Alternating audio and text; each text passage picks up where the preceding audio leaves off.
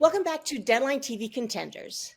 Investigation Discovery's Quiet on Set, The Dark Side of Kids TV is an explosive look into the toxic and dangerous culture behind some of the most iconic kids' TV shows of the late 90s and early 2000s. Here to talk about this blockbuster limited series are executive producer and director Mary Robertson, co-exec producer and director Emma Schwartz, former All That cast member Giovanni Samuels, and former All That cast member Brian Hurd. Before we just have a discussion, let's take a look at a clip from Quiet on Set. In the early 90s, Nickelodeon was kid everything. And this is when Dan Schneider arrives, Nickelodeon's golden boy. He launched the careers of child actors who became major stars. Thank you for being here. Working for Dan was like being in an abusive relationship. And there would be even bigger problems down the line with actual pedophiles on set. These are three predators who worked at Nickelodeon. Hey guys, we're ready for you. We were there for so many hours. You get comfortable with people until you're not. 11 charges of child sexual abuse related to a child actor. Have you ever told your story publicly before? For the producers, I got to ask you, and then Giovanni and Brian, I want you to step up too. What's it been like living with the reception to this? Did you? I mean, I can't imagine you expected it to be so huge. We've been overwhelmed by the response to the project. For the most part, overwhelmed with the positive response. I have been heartened to see that so many who have engaged with the film have met the accounts that were shared with sensitivity, compassion, and generosity. We're also, of course, hearing a lot of anger and shock, and some calls for federal regulation, calls to do better by way of children who are still working in entertainment. And certainly there is an absence of federal regulation at the moment as it relates to children working in the entertainment industry. There's a patchwork of state laws that exist in place. And, many believe there's an opportunity to do better.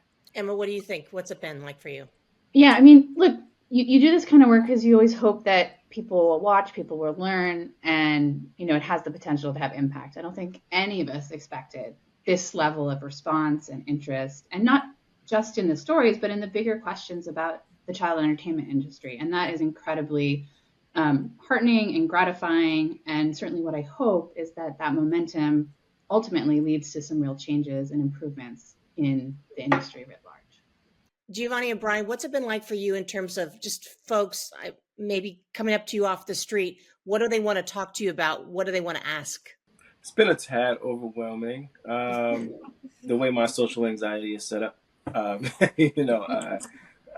Just having people just want to speak about and really speak about their own childhood traumas and just kind of open up in a way that is healthy can be a little bit overwhelming. But I think that the more conversations that we have around this topic and topics alike, the healthier of a society will become. So I'm taking I'm taking it in stride. Overwhelming is definitely the response for all of us, but obviously in a very positive light. I would say the good that has come out of it is the conversation has started, and now I just hope that we keep that conversation going and create change for better. Mary and Emma, take us back in time. What were y'all doing when this first idea popped up to do this? A couple years ago, Emma and I and other colleagues at Maxine Productions were taking note of these videos that have become somewhat popular on social media. And the videos were compilations of clips from shows that sets that Dan Schneider had presided over. And in these clips, you see children, young teens, enacting scenes that are arguably sexual in nature. There's one example is you see Ariana Grande squeezing a potato, or Ariana Grande, who was then a young teenager, pouring water on her chest and face. And you see Jamie Lynn Spears receiving this squirt of a viscous liquid on her face. And there were many on social media who were asking, did I grow up watching these clips? And they were arguably sexual in nature, but I was a kid. And so the humor, if you could call it humor, went over my head. And if these scenes that featured teenagers and were arguably sexual in nature were made on sets with many adults around, which adult said yes, which adult said no, what was the power dynamic at play? And if these scenes exist, then what else could have been happening behind the scenes that ranges from uncomfortable and awkward to illegal? And Emma and I think that these are meaningful questions.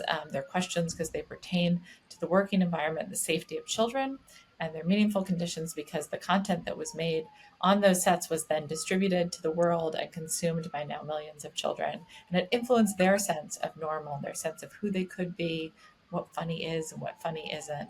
So we dug in, and soon after noticed an article by Kate Taylor at Business Insider, and she was also taking these questions quite seriously and had a number of sources who were speaking anonymously in her piece. And we are lucky that Kate and her colleagues at Business Insider agreed to partner with us. At that point, the work was to take some of those sources who were working anonymously and offer them the opportunity to participate on camera, and then to expand beyond that initial group of individuals who were speaking to Kate. And Emma leads a team of investigative journalists at Maxine Productions and really ran with that. And I'm glad that you brought up some of those specific examples that you saw on video. We are obviously seeing these instances through a 2024 lens. At the risk of sounding like I'm defending Dan and other producers on these shows, obviously they're just trying to look at ways to make kids laugh, kids in their audience laugh. How do you reconcile that? And is that something you address too in the series, that there's never a good time to be making these kinds of innuendos? I mean, I think maybe these are conversations we're having in 2024 because we're at a place in our culture where we can ask questions that were harder to ask, questions that were harder to vocalize in the past. I mean, Gio, Brian, we've all talked about how one of the challenges that even if you felt like something, if you're a kid, maybe you didn't understand what was funny, but if an adult in power is laughing, kids will laugh at jokes because the adult is laughing and you think it's supposed to be funny, so you laugh. Doesn't mean you get the joke or you understand the joke. And I think perhaps the example that sort of is most sort of striking to me is the example of just the character Penelope Tane, which was a character that was created for the Amanda Show. Dan, as the writers describe in the documentary, Dan Schneider created this character and he wanted it to be named with a last name that was a vulgar word for a body part, and specifically told the writers, don't tell anyone, right? And then when someone from Standards came and said, hey, is that thing? He said no, and just flat out denied it. And that was an example to them of sort of both the power that was held, but also the way in which they felt there was clear intention behind the sexualization of children on the programming on these sets. Yes. Giovanni, why'd you do this? This required you to put yourself out there, to tell a lot of stories about a time in your life. Why did you agree? I believed in Emma and Mary, and Emma and I had a lot of long conversations. I was very hesitant. I really didn't want to do it, but I knew the story needed to be told, mainly because I didn't want to get blacklisted. I mean, that's the big issue of it all. It's like, yes, this needs to be told. Yes, this is a known secret, but it's not known to everybody outside of the industry, if that makes sense. But I felt it was time, and that's kind of what I've dedicated the rest of my life to doing, is making sure that people know how to navigate this business safely. Especially with my company, GS Active Workshops. That's mainly what I teach. Like, this is how you protect your kid. This is what you do. This is on top of, hey, this is how you read a script, because nobody really focuses on the business side of the industry. They just think of you as a commodity and, oh, you're a funny kid. Let me see how I can work you. Brian, we obviously met your mother in the series, which was a total gas, to learn your story. How much power did she really have on set? Oh, not a lot at all. I mean, you know, as a parent in the industry, um, once you cross the threshold of set, there's not a lot of power that the parent has. There's not a lot of voice that the parent has, and even and especially at that time, in a lot of instances when there is concern raised, it's, I mean, anyone who's seen the documentary could see that, it's ignored to a point where the person raising concern is being treated as someone who's making the situation uncomfortable. Whereas in reality, the people making the situation uncomfortable are the people who really have the power, the people who are in charge. So my mom did not have a lot of power. Obviously, she was able to tell me, what to do as far as, homework and listen to your elders and respect people. That was like the main thing that we always went into work with the mindset of, but not enough power for sure. Giovanni, if you don't mind, I'd like to give you the last word.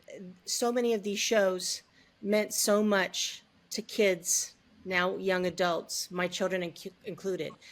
Will this documentary series, will this forever color the legacy of these shows? Unfortunately, yes. But I have said this in another place. There are some beautiful pieces left. Um, I still have my 20 plus year friendship with my castmates. I still have inside jokes and memories that can't take the place of, all of this that's happened. I will say another positive thing that has come out of this is we're getting a lot of love and support and from our fans that maybe we not have looked at to beforehand. We didn't have social media back then, so now it's coming at us two times fold, and I'm really grateful for it. But yeah, there are some parts that are going to be very damaging for a lot of people, and I just want all of them to say, "Hey, let's all heal together." That's the best way that I could put it. I'm sorry. Brian, I lied. I got to hear what you have to say about this. What do you think about the legacy of these shows? I don't think that the legacy itself is tarnished. I think when you look back, the jokes that were being told, tarnish that. The physical, inappropriate things that were happening in front of millions of American children, tarnish that. But when it comes to the people involved and the actors who stood in front of the camera and just were doing their jobs, I don't think that those legacies are tarnished. I think that those people are still amazing. Like Giovanni said, we still have very solid friendships. I don't think that's dying at all. We still have a fan base that nostalgia never dies, apparently. So Yeah. that's not being tarnished, and I think that this is important and these conversations are important because this isn't just happening in Hollywood. This is happening in multiple industries. This is happening in the sports industry. This is happening for dancers and children who just have an interest in something, whether it be you know something that they just have an interest in that adults are in charge.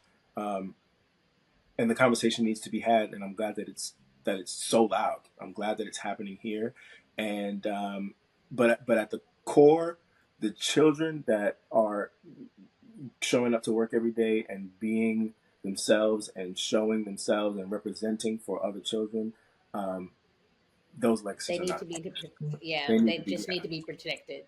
Yeah. At the end of the day, that is it. Oh, Quite I, on set. oh, Thank you, everybody. Thank you so much for joining us. Thank you.